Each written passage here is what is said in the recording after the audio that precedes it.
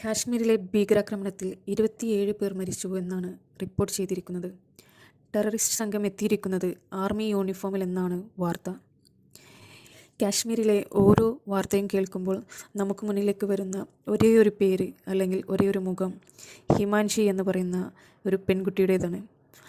April 16 marriage കഴിഞ്ഞ് April 19 അവരുടെ റിസപ്ഷനും കഴിഞ്ഞ് മധുവിധു ആഘോഷിക്കാൻ വന്ന ദമ്പതികൾ ഏപ്രിൽ 22 നടന്ന ടെററിസ്റ്റ് അറ്റാക്കിൽ പ്രിയതമൻ വെടിയേറ്റ് മരിക്കുകയായിരുന്നു. ചേതനയറ്റ് കിടക്കുന്ന ഭർത്താവിൻ്റെ ചാരത്തിരിക്കുന്ന ഹിമാൻഷിയുടെ മുഖം നമുക്ക് മലയാളികൾക്കും ഓരോ ഇന്ത്യക്കാർക്കും മറക്കാൻ കഴിയുന്നതല്ല. ഭീകരവാദികൾ ആക്രമിക്കുന്ന മുന്നേ അവർ മുസ്ലിമാണോ ഹിന്ദുവാണോ എന്ന് വെരിഫൈ ചെയ്തതിന് ശേഷം മുസ്ലിങ്ങളെ വിട്ടഴിക്കുകയും ഹിന്ദുക്കളെ കൊല്ലുകയുമാണ് ചെയ്തിരിക്കുന്നത് എന്നാണ് വാർത്തകൾ റിപ്പോർട്ട് ചെയ്യുന്നത്. അവരുടെ ലക്ഷ്യം ഒന്നു മാത്രമാണ്: നമ്മുടെ ഇന്ത്യയിൽ മുസ്ലിങ്ങളെയും ഹിന്ദുക്കളെയും തമ്മിലടിപ്പിച്ച് വർഗീയ കലാപമുണ്ടാക്കുക എന്നത്. അതിനു വേണ്ടിയിട്ട് അവർ ചെയ്തിരിക്കുന്ന ഒരു അറ്റാക്കാണ് 27 പേരുടെ മരണത്തിന് കാരണം. സോഷ്യൽ മീഡിയയിലെ പല പോസ്റ്റുകൾക്കടിയിലും വരുന്ന ഓരോ കമൻസും ഹിന്ദുക്കൾ മുസ്ലിങ്ങളെയും മുസ്ലിങ്ങൾ ഹിന്ദുക്കളെയും പഴിച്ചാറുന്നതായിട്ടുള്ള ഓരോ കമൻറ്റുകൾ വായിക്കാനിടയായി. എൻ്റെ പ്രിയ സഹോദരങ്ങളെ, നിങ്ങൾ മനസ്സിലാക്കേണ്ടത്, നമ്മൾ ആ ഭീകരവാദികൾ നയിച്ചിരിക്കുന്ന ഈ യുദ്ധം ജയിച്ചു എന്ന് അവർക്ക് മുന്നിൽ കാണിച്ചു കൊടുക്കാണ്ടിരിക്കുക. നമ്മുടെ പ്രിയ സഹോദരങ്ങളാണ് മരണപ്പെട്ടു പോയത്. നമ്മുടെ അച്ഛനമ്മമാർ അല്ലെങ്കിൽ ആങ്ങള പെങ്ങൾമാർ, അവർക്കാണ് നഷ്ടങ്ങൾ പറ്റിയിരിക്കുന്നത്.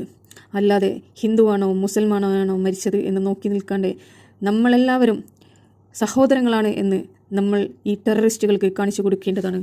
മതത്തെ ബഹുമാനിക്കുക, മനുഷ്യരെ സ്നേഹിക്കുക, ഇതായിരിക്കണം നമ്മുടെ മുദ്രാവാക്യം.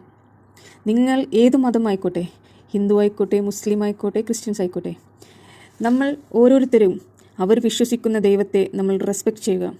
അവരെയെല്ലാം നമ്മൾ മനുഷ്യരായിട്ട് കാണുക, ശത്രുക്കളായി കാണാതെ നമ്മുടെ സഹോദരങ്ങളായി കാണുക. എങ്കിൽ ഇതുപോലത്തെ വർഗീയ കലാപങ്ങൾ ഇല്ലാതെ നമുക്ക് നല്ലൊരു ലോകത്തെ ഉണ്ടാക്കിയെടുക്കാൻ പറ്റും. മറ്റുള്ളവരുടെ വിശ്വാസത്തെ ചോദ്യം ചെയ്യാൻ നമുക്കാർക്കും അവകാശമില്ല. അവർ അവരുടെ വിശ്വാസത്തിൽ ജീവിക്കട്ടെ. നമ്മൾ മനുഷ്യരായി കണ്ട് അവരെ സ്നേഹിക്കുക. അവരുടെ മതത്തെ നോക്കിയോ അവരുടെ ഭംഗി നോക്കിയോ ആവരുത് നമ്മൾ അവരെ സ്നേഹിക്കേണ്ടത്. ഓരോരുത്തരെയും നമ്മൾ നമ്മുടെ സഹോദരങ്ങളായിട്ട് കാണണം. നമ്മൾ ഓരോരുത്തരും സ്കൂളിൽ പഠിക്കുന്ന കാലത്ത് പ്ലഡ്ജിൽ പറയുന്ന ഒരു കാര്യമുണ്ട്: India is my country, all Indians are my brothers and sisters.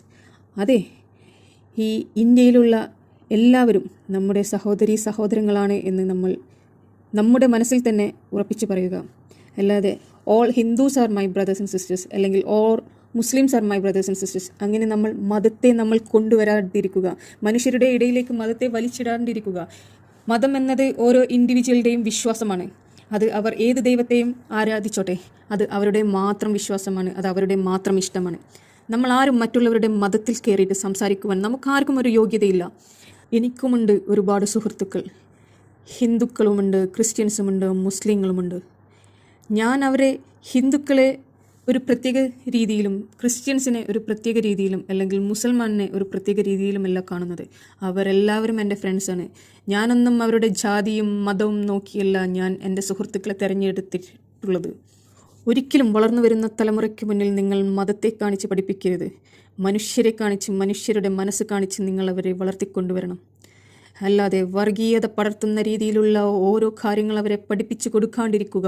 ഇപ്പോൾ നടന്ന അറ്റാക്കിൽ അവരുടെ ഒരേയൊരു ലക്ഷ്യം നമ്മൾ മനുഷ്യരെ തമ്മിലടിപ്പിക്കുക എന്നതാണ്.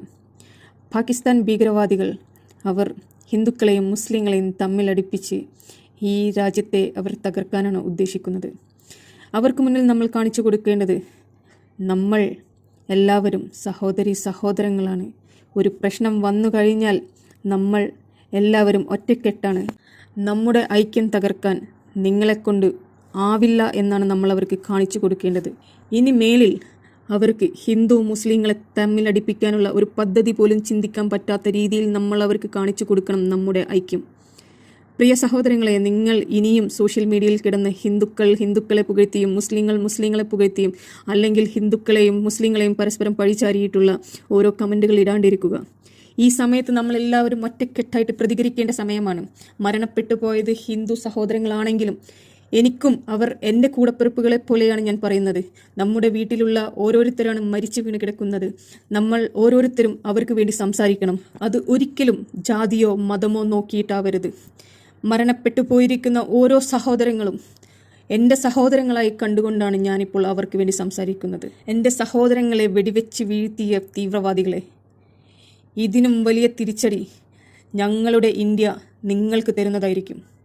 ഇത്രയും പറഞ്ഞുകൊണ്ട് ഞാൻ എൻ്റെ വീഡിയോ അവസാനിപ്പിക്കുകയാണ്.